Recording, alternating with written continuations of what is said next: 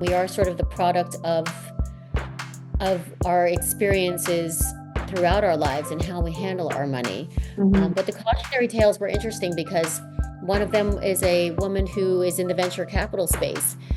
And so she's in charge of raising money for companies and growing companies. But in her own life, she did not have her personal finances together at all.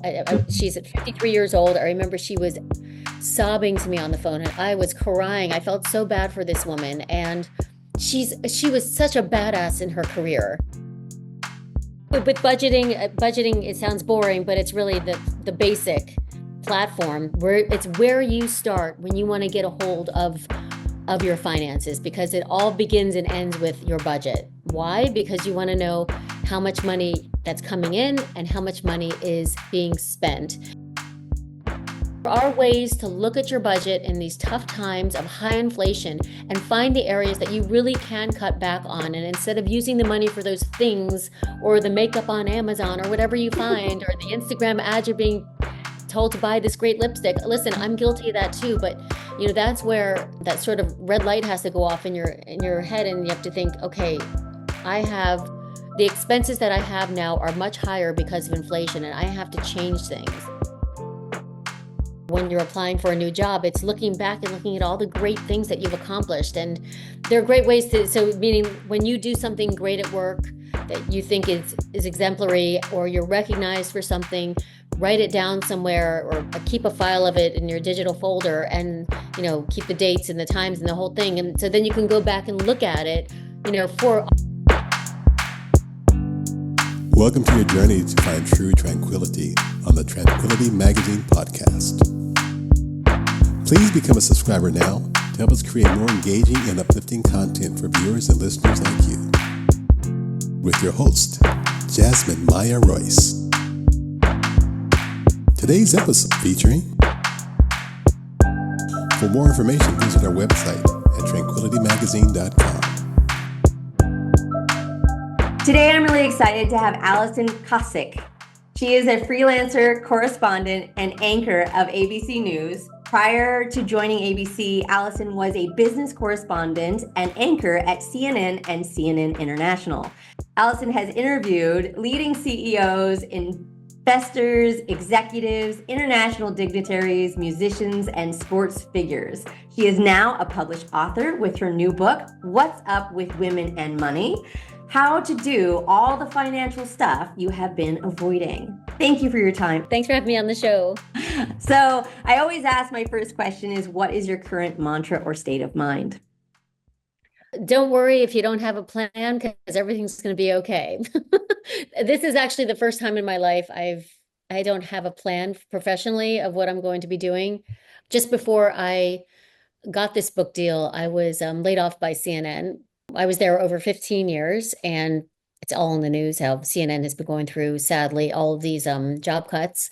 I got caught up in one of those job cuts, one of the big layoffs. I think it was like 400 people. So yeah, I was laid off March 2023, and it was a few months before I got the book deal, and so I just started writing and freelancing at ABC News, and kind of no plan in mind about what I'm going to be doing 3 months from now. And I'm sort of adopting the mantra of learning how to kind of be okay with not knowing where I'm going to be, let's say 6 months from now. It's kind of a new way to look at a new adventure. Yeah, I mean, it's always when you're a planner and a strategic planner in a way that, everybody has like a dream, like 5, 10 year like concept, and life will Yeah. throw you a curveball and you're like, what is this? What am I doing with this now? But having patience to understand the value of it's okay to not have a plan sometimes, because opportunities arise that you wouldn't even think about, which is a good thing. Yeah. Yeah. Yeah. It's trying to find the opportunity in everything is really what I'm going after at this point. Yeah, changes your direction and changes your perspective. Well, I Yeah. applaud your journey. I love Thank your you. book. I talked to a lot of my lady friends about it, and some of the reflective to state, if they wondered about their finances or how their finances are going. But I want you to kind of tell people to dive in to discuss a little bit about your background, especially at CNN, where you learned some things, but also your familiarity of what you uncovered about the power of money in your perspective. So, I mean, my job at CNN was its business correspondent and anchor. I reported at the New York Stock Exchange and I reported on the macroeconomy and the news of the day, whatever that would be that involved business news. And so I didn't report personal finance. I mean, if I did, I would um, make lots of phone calls to financial experts and get their advice and report their advice and attribute it to them. So I never did personal finance news at CNN. And so that was the sort of irony of the whole situation is I was CNN's business correspondent, yet in my own life, I wasn't managing my own financial life. I let my husband do all things financial. And that wound up being one of the biggest mistakes of my life because when the marriage went bad, because I let him handle all the financial stuff, I stayed in the marriage years longer than I should have. I felt stuck. I had two kids under the age of 10 at the Mhm. time. What if I make a mistake? What if I lose all of our money? The reality is I didn't have the confidence of making those bigger financial decisions because I hadn't actively been making them. I didn't have the experience of doing that. And so that was the sort of irony of the situation. And when I got through it, I found out I wasn't the only woman feeling like this because it's something that women don't talk about. It's embarrassing. Oh, there's a lot of shame around it, and there's a lot of fear that you're going to be judged by your peers, that you're going to seem unintelligent if you don't feel confident in investing, or you don't know how to go buy a car, or you're sheepish about negotiating for a raise. And so I learned that there are a lot of women across the socioeconomic spectrum. So women from 18 to, 65 years old, making five figures or six figures, married, divorced, widowed, single. A lot of women who aren't necessarily self-aware of their financial situation Yeah. because they let somebody else handle all the financial Mhm. stuff, or they just flat out avoid it because they just don't know where to start. I don't know if you've done this lately, but if you Google anything, it's overwhelming when it comes to Oh, yeah. financial anything. I mean, you get inundated with so much information that it creates kind of this frozen state for many, many of us. I know it did for me. And so my goal was to write a book I didn't see that was out there, to write a book that I wrote through a journalist lens, meaning a TV journalist lens, which means I really summarize it and synthesize it and make it easy to understand and don't make it so in the weeds. And I kind of cut through all the red tape and get you to Yeah. where you go on how to do a myriad of financial things that you may or may not be, fully involved in. Yeah, you are so correct in a lot of ways that I think there is I would call it shame for the most part, because fear is one thing and shame is another. So shame is the most private factor that you are afraid to even reach out to your inner economic standings with friends and the expectations. And are these conversations you would be open to have? Or is it kind of awkward to even talk to someone that you believe is your close friend? I've been lucky in that regard in certain ways, but I was figuring out your background when you were talking about women in general and the statistics that they would hand off the financial responsibility to their men, even at different genres, like, Gen Xers to millennials, and how we kind of understand the full expectations that a man may be doing it better. Or you had an example about one being more financial literate, or you thought so, and how a relationship kind of collaboration works, even in past kind of understandings and concepts. But it is also the factor that you have interviewed a couple different important figures about their relationship to money. Do you think about anyone specifically in that regard, that they handed over their money to their husband's responsibility, and some of their takeaways from that? Yeah, and so one of the things I wanted to do with this book is not just give tips and tools and the mechanics of financial literacy, which obviously are very, very important, but Mhm. I really wanted to find the human element in this to show the reader that, you know what, you're not alone, that women who are highly educated Mhm. are in a situation where they have no idea where to start when it comes to their personal finances. And it doesn't mean they're stupid. It's just, Mhm. there winds up being this kind of disconnect in financial literacy that we can be really good at our jobs, but we can't be good at everything. And especially Right. since stuff isn't taught in school. And Mhm. unless we actively seek out the information and actually learn it ourselves, it's hard to grasp. It really is. And I'm not just talking about investing, I'm talking about life insurance, and that's a really complicated area. Disability insurance, estate planning. I mean, all this stuff is really complicated, and the folks who have companies and work at companies who sell these policies, or financial analysts who want to be your person that you go to for your investing, they do these things every day, so they know how to do these things. But who are we work in other kinds of careers. We don't know these things as well as the person who does them for a living. Yes. So I wanted to interview women who others can relate to, so their issues. So a few that come to mind. And a lot of these women were cautionary tales. So these are separate from the celebrities that I interviewed. The celebrities were more inspirational tales because, many women have money stories. We are sort of the product of our experiences throughout our lives and how we handle our money. Mhm. But the cautionary tales were interesting because one of them is a woman who is in the venture capital space. And so she's in charge of raising money for companies and growing companies. But in her own life, she did not have her personal finances together at all. Mhm. She's at 53 years old. I remember she was sobbing to me on the phone, and I was crying. I felt so bad for this woman. And she was such a badass in her career. Yeah. Um, I mean, really, and she told me she was dressed to the nines and she Mhm. fancy car, but she said that she never felt comfortable with personal finances, that she didn't have any idea how to budget. At Mhm. 53 years old, she had $100,000 in her bank account, and she had never yet opened a retirement account, only had recently learned what an IRA was. Wow. So that's incredible. Another one who works in the financial services industry, who helps CEOs make you know, billion-dollar decisions. She had no idea her financial house was collapsing. She let her husband handle all the financial stuff because that is his area, private equity.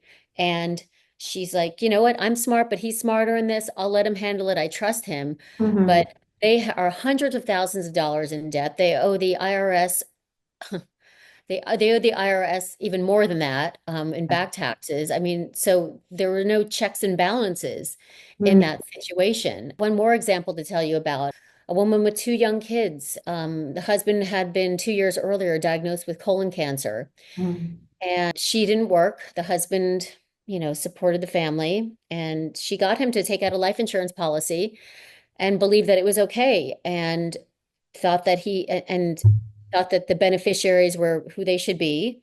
And they dragged their heels in writing an estate plan, even just a will. And Yeah. she told me the story that he took a turn for the worse, and she immediately called her lawyer saying, let's get these papers. So on a Friday or Mhm. on a weekend, they got the papers to her, and they were going to get them signed. And then by Monday, they were going to give them to the lawyer, but her husband passed on a Sunday and couldn't sign the papers. So this is an example, they're in the software industry, bright couple, that they knew what the runway was, that the possibilities, right? 2 years. Yeah. And I asked her, why didn't you get that will together? Why did you wait to the last minute? Because then it was too late. Yeah. Her answer, I don't know. So I think it's that overwhelming feeling. You don't know where to start. It feels like it's it's something that's so foreign to you that it wouldn't happen to you. Yeah. But that's the whole point in being involved in your financial life, because you have to be involved before there's a crisis, because oftentimes if you start to get involved when there's a crisis, it's oftentimes too late. And I felt really bad for this woman. She too was crying to me on the phone. She had to go back to work, and Mhm. she hadn't worked in 7 years. And so she had to dip her toe back in the water. Mhm. And that's another lesson to women. Even if you have a great life and someone else is paying the bills, you've got to stay in your career some way, even a little bit, just Mhm. toe in the water. And additionally, that she didn't check the beneficiaries on the accounts. She believed her husband. Well, guess what? The Mm, husband had beneficiaries who she isn't in good standing with. The wow. brother, his Yeah. brother was the beneficiary on those accounts. So guess who gets that money? And she Mm. was out the investment money because the brother was obviously unwilling, when I talked to her at least, unwilling to hand over that money.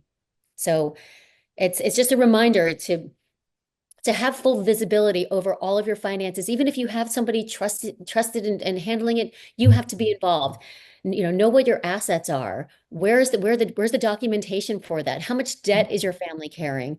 What does your husband's life insurance policy say? Does he have a disability policy? Should he have one? What Mhm. are the passwords to your accounts? And as you, Mhm. it's important to review who the beneficiaries are. It's not just a one and done thing. Yeah, I think it's so important, the emotivity of the stories that you have shared, especially in the book, that, we as women are not alone in that journey, that it's like ignorance is not bliss sometimes. It is a very relationship with the money and the fact that you are uninvolved and you don't even know where something is going to turn a different direction. Life has these moments that you're not expecting and not prepared for. And what are you going to utilize for that? And especially when it comes down to the idea of having kids, and are they protected? Are they going to be secure? And it doesn't matter if both loss of parents on both sides is a factor that you have to look at with those planning, and that expectation that you still want your kids to be taken care of no matter if you're here or not. And then in that also, it can be really difficult to find or resource someone to utilize or handle your finances as like an ingenue going into the idea. Like maybe your husband doesn't have any clue and you don't either, but you want a financial planner. Like, how are you going to find one of those is very daunting to even have the startup questions to ask or to know how to ask those things. And it goes back to when you discussed a little bit about our familiarity with money in the representation of the family dichotomy. And I'm talking about this more as you were growing up and the individuals and the parents that are around, and the worthiness about money and how to open those conversations because of your childhood development. And what are some key things that you have understood about that for people in their future endeavors and what has happened? We learn how to handle our money by watching our parents, for good or bad. It doesn't mean that they're bad parents, but chances are your parents didn't take you shopping every time they needed a new refrigerator, or show you the value of money if the car broke down and they're shopping around and trying to find the best place to get that repair shop. They just needed to get it done. So Mm. it's not that they're bad parents. It's just that they probably didn't sit down and show you, the sausage being made. And Yeah. and so how do we learn it? We learn it on our own when we're adults. And that's why everybody keeps talking about we wish that this stuff was taught in school. But even if it's taught in school, is it going to be taken seriously? It's mature enough to understand the importance of having credit, even at a young age. I'm talking like, 18 years old, how to Yeah. build credit and how to be a responsible credit card holder. So I think there's also a maturity thing there as well. But I think it Yeah. certainly cannot hurt to have classes in Mhm. school. In my case, it was a confidence thing. I grew up in an emotionally abusive household, where my dad, he was a drug addict and he kind of cratered my confidence. So he wound up cratering my confidence in so many areas. And so I didn't have the confidence in making my own financial decisions. And so when I was married, I let my husband, as you heard, make all those decisions. For other people, it could be as simple as, for women especially, we lead busy lives and we don't have the time or the energy to dig into some good old-fashioned financial literacy when we get home after a really long day. Like, who wants to sit and make all those big decisions? So, we farm it out to our significant others, or we just avoid it. And then it's also that thing where if we try to teach ourselves after a long day at work, it's overwhelming. Like, to Mhm. Google these concepts and the sheer amount of information that's out there. I Yeah. think also it's a deeper reason to why we may not be as involved in our financial lives as we should be is because there's a cultural aspect to women's Mhm. relationship with money. And, it starts when we're girls and boys, for Yeah. better or worse, are socialized differently. And it's not something that parents probably realize they're doing. And it doesn't make them bad parents, but the stats show that boys are often introduced to the family finances earlier and Mhm. given the expectation that they have to be financially independent earlier. So girls who are less involved in money stuff become or can become women who avoid money issues, and that avoidance can be compounding. The more you avoid something, the more fearful you become of it.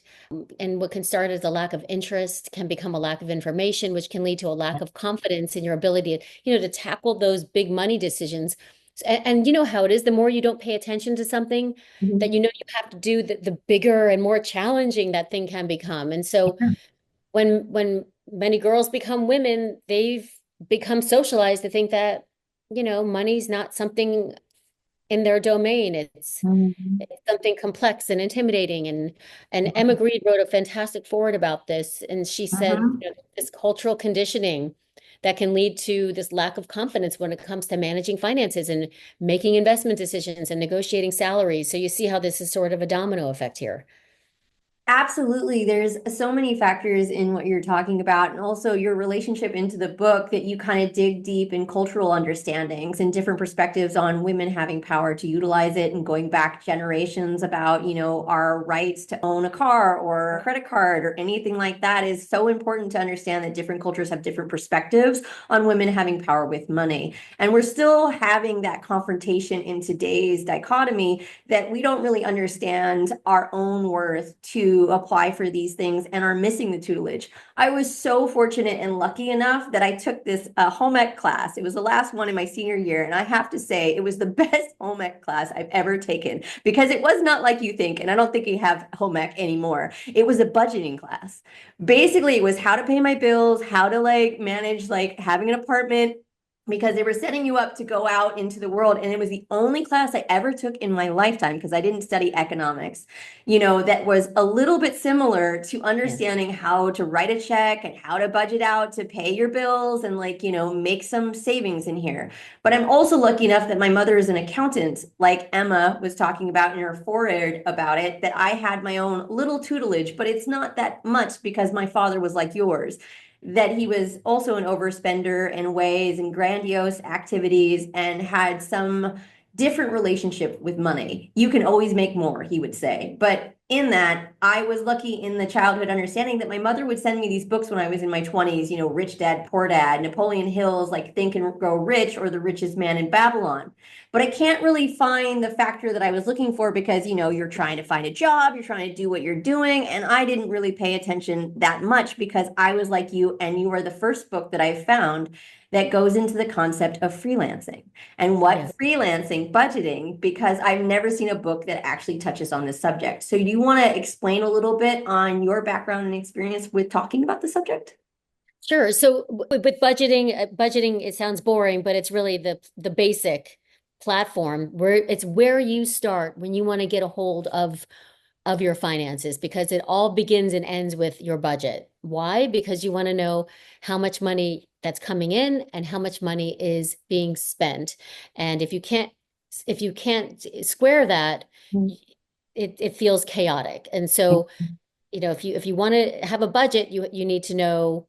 And I suggest writing it all down. Look over the past 6 months, all of your expenses, and in order, especially to find as a freelancer, because as a freelancer, you can't guarantee what your monthly income is going to be. You want to get your lowest monthly average, and so you're going to probably look at the last 6 to 12 months and try to find the 3 months where you had the least amount of money coming in, and that's going to be your lowest average monthly income. And the reason I'm going to have you average out those 3 months is so you can live below your means and not freak out when you have bills that you can't pay. So if you can base your budget on the lowest average monthly income, then you'll always have extra money left over because chances are you wouldn't go below that. And that's really the key to not living paycheck to paycheck, which so many freelancers or gig folks in the gig economy are stuck with, is living paycheck to paycheck. But there is a way to and that's really the way to get a handle on it. But it takes a lot of discipline. You know, you Even if you get that lowest average monthly income, don't pad it with a little bit more. Say, oh, because I do better in October usually. Just leave the Yeah. lowest average monthly and live off of that, and then you can start to really probably relax more about the months that you don't get as much work. It's so important to kind of see in a different perspective because most people talk about salary-based understanding. And I was like, I don't know what my budget is. Every month is different. But also, I would say this, like, being a woman is expensive. And I say that in a It nice is. way. Like, we get their hair done and we get their nails done, and then I get annoyed about the pink tax. Like, everything for being a woman is expensive that I have to utilize to pay for, and it's expected to pay for, as well as, you want a woman to be pretty, and all the makeup and all the hair products that we need to in order to reflect this is an expensive thing to just be a woman alone.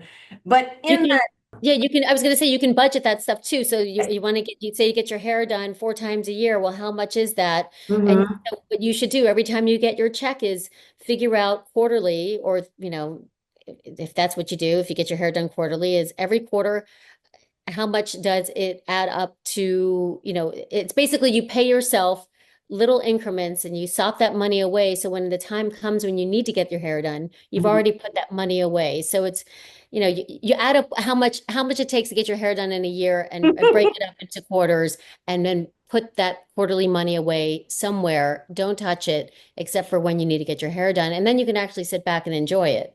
Yeah. I mean, that was the best thing that you kind of touched on in the book, just kind of relationship to our expenditures and remembering to be mindful of them because we don't always get our hair done every month, or maybe we get our nails done twice a month or something like that. Then you can enjoy it and relax and appreciate those moments rather than feeling overwhelmed, like, oh my goodness, I have to spend this money. I didn't expect this bill, or I have to go and do this for something that you have this like a little bit of a luxury savings in a way that is important for us to be aware of and utilize at times because, Yeah, yeah. and that's why you can budget these fun things that we want to do for ourselves, because it matters. It makes us happy. It doesn't mean you're not allowed to do it.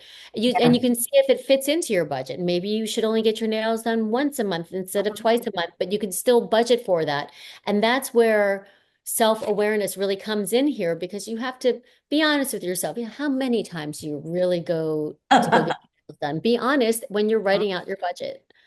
Yeah, it's very important to be aware and also to not spend too much on things that you think they're part of it. And you touch on that too in the book is like, okay, do you really need that much? But okay, that you have to be aware of it, and the awareness is the most important. I remember this quote that I will never forget, but I'm going to word it differently today, is that your money is like, we would say, partner. If you avoid it, don't pay attention to it, or don't acknowledge it, it will leave you.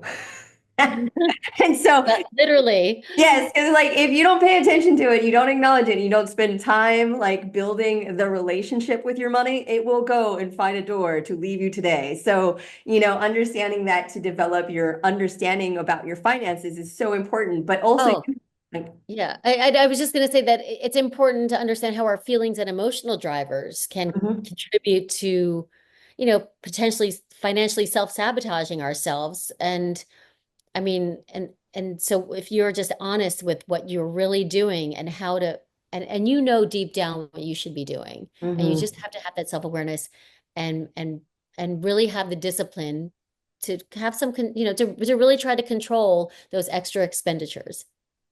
Yeah, it's so important, but also you touched on like kind of a religious factor about guilt and money too, and like your viewpoint on money, like how you view it and how you relate to it is so important of your emotional, I guess I would say, intimacy in a way, that it's not the devil, or it's not as something that's bad for you, but also your relationship with money is also correlated to your self-worth and your inner like reflection of your money coming in, especially if you're a freelancer. You have to love yourself a little bit to do the hustle and be like, okay, I'm going to negotiate, I'm going to have this job. I'm expecting this money. Like all those things are so important.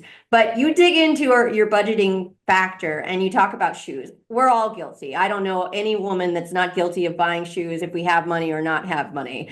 But do you want to expand a little bit on the idea of very Six in the City, by the way, our addiction because you're from New York, in a way, you're living there, and our relationship with shoes and kind of how they fit for every person and the budgeting factor that you kind of presented in your book?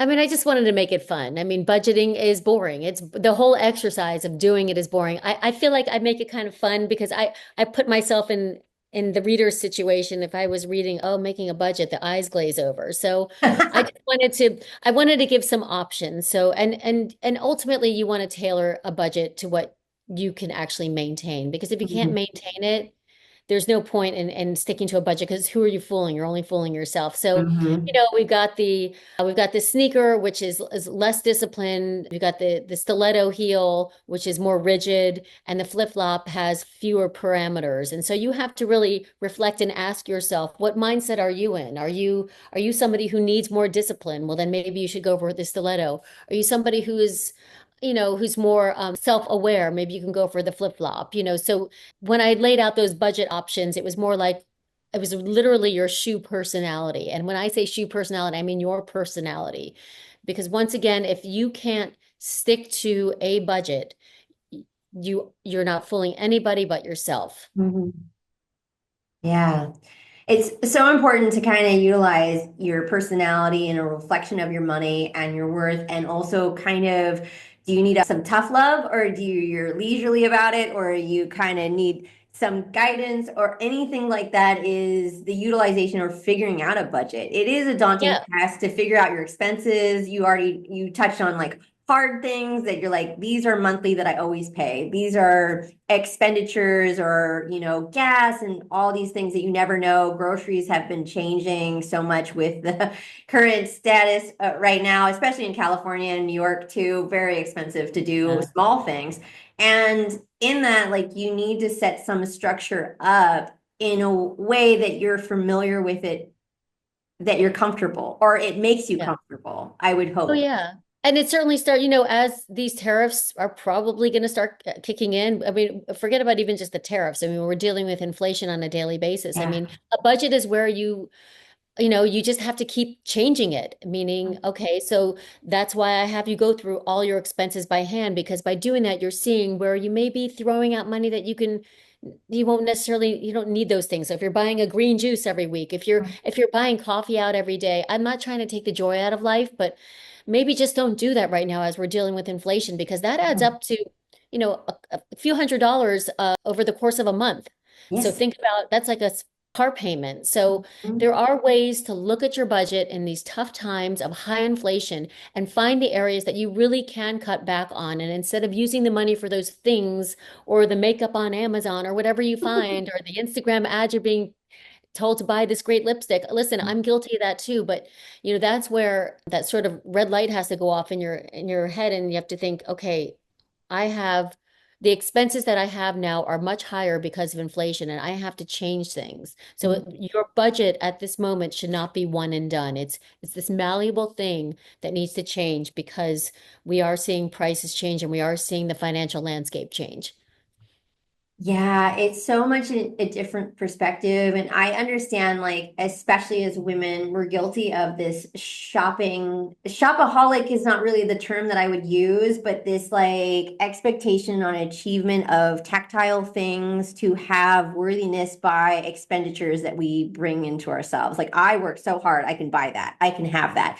I hope you can. I would applaud you if you could. But the thing is, understanding if you have the budget for it, because you don't want to have buyer's remorse later. Then you're like, oh, wow, I'm looking at this thing that I just bought and I shouldn't have bought it. I can't return it. So now I have to deal with the fact that I have to save in a different department, or I have to make expenditures in a different direction because you went grand style. And also, kids are expensive, all the things that you want to provide for them because you want a better life for them than you had. So all the things that are resources and sports and all that stuff is gone so crazy that it's hard to even Mhm. be a mom or someone like that. I'm talking out because I am only an auntie, but I understand that it's so expensive to have them that you have to also provide for them and all their needs and clothes and all that stuff that it gets almost overwhelming. But it's a good Yeah. understanding.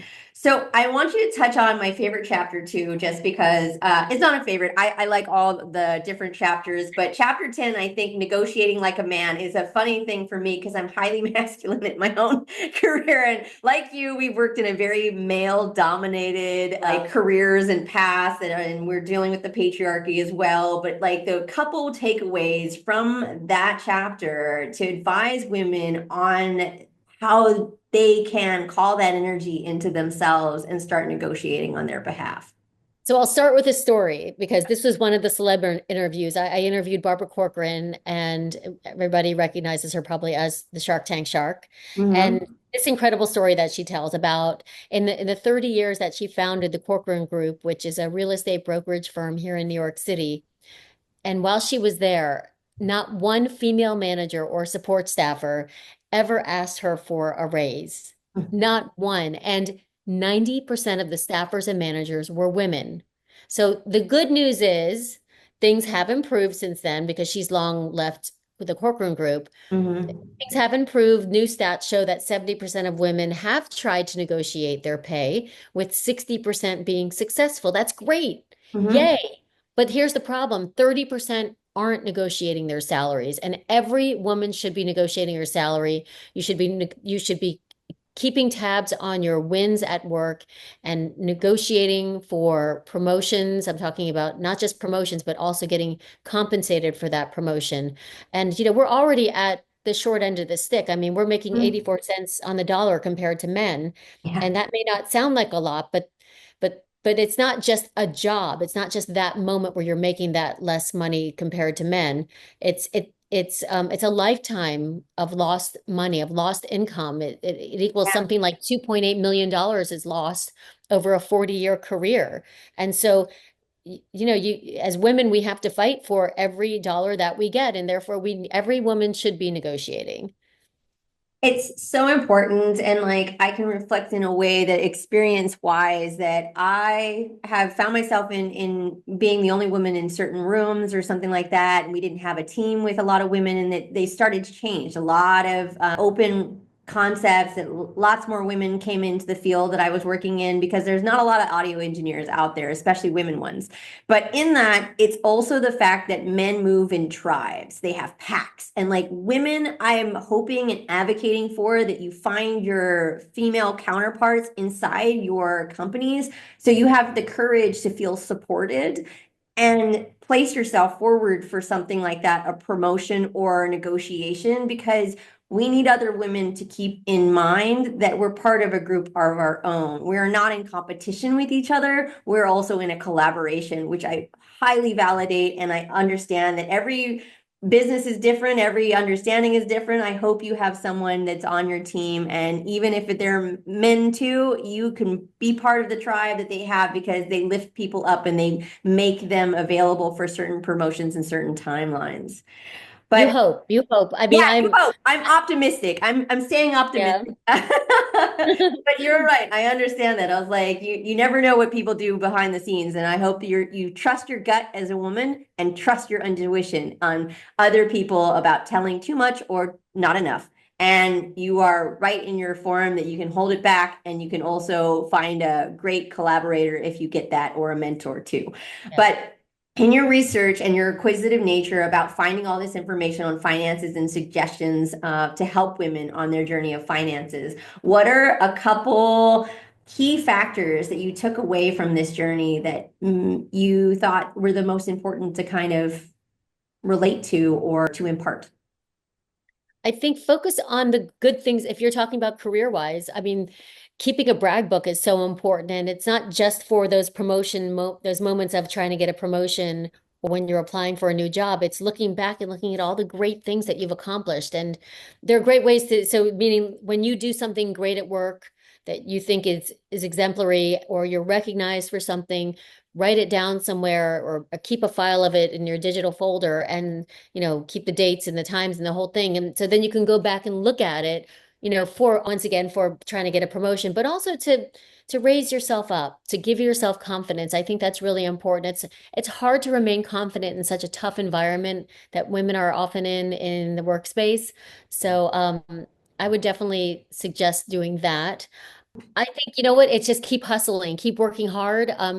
If you do the work ahead of time, if you are prepared early, and so that means arriving early and being prepared early, even if you think that thing that you're preparing for isn't happening that day, I think that is key to to being stronger in the workplace. That's something that I've carried with me for as long as I can remember, is just I feel like I'm always preparing, I'm always prepared, and I'm always arriving early. That's a gem of a thing. I find myself arriving too early because we have like the live concept in our background. And it's like, I'm timely. I'm too timely for my own good, that like most people arrive at a party a little later and I'm like, I'm on time. I thought it was starting. It was an hour after. I go by the mantra, 5 minutes early is already too late. Be 10 minutes early at least. Yeah. So it's from the idea that like everyone in LA has an excuse why they're late. I'm like, I've been here for like 30 minutes before it started because I thought I needed to prepare. I need to Well, the make sure I'm traffic's ready. really bad there, so you're doing the right thing. I'm the rarity in the bunch, but it's also like a very weird thing when it's not a job related concept. I was like, I shouldn't be here too early. I'm sorry. The party starts when you said a timeline, but it's not the timeline. I'm sorry about that. So what is the best lesson you've ever learned from the hardest takeaway in your life? In this case, be involved in your finances. Just don't think that someone else has got it covered, and don't stick your head in the sand when you know what you should be doing. I mean, I look back and I don't have any regrets per se, but I guess the one quote regret I would have is that I I wasn't involved in my financial life when I was married. And it's not that my husband kept everything from me. He tried to get me involved. I was just busy. I was like, you know what, I trust him. We're in this perfect marriage. And, you know, the lesson is that things can be blissful and happy now, but things can also change on a dime. I mean, you know, God forbid the husband can get hit by a bus or he can suddenly turn around and ask you for a divorce. You don't know what's going to happen. You know, life isn't guaranteed. And so you have to have that proverbial plan B. And that means having full visibility over your financial life. So important and so wise words for every one of us, especially women in a relationship or not in a relationship. Also, your health is a perspective in there that you need to make sure that you plan accordingly for unexpected realizations. And when it comes to money, you would want something like that to make sure that you are aware and ready for those plans. But if you are inquisitive and want to check out your financials and learn everything about budgeting, please go and pick up Alison's book, What's Up with Women in Money, How to Do All the Financial Stuff You Have Been Avoiding. So you can find the notes in the bio and check her out on all her outlets. And I hope you have the honor of exploring your own budget and figuring out your financial well-being. Thank you. Jasmine, thank you. Thank you so much for having me on your show. Thank you for tuning in to the Tranquility Magazine podcast. Please take a moment to become a subscriber. We are here to help you with your body, mind, and spirit. We want to thank our team for helping create every episode and content at tranquilitymagazine.com. Find us on our social media to stay up to date and informed. We always appreciate your engagement and feedback.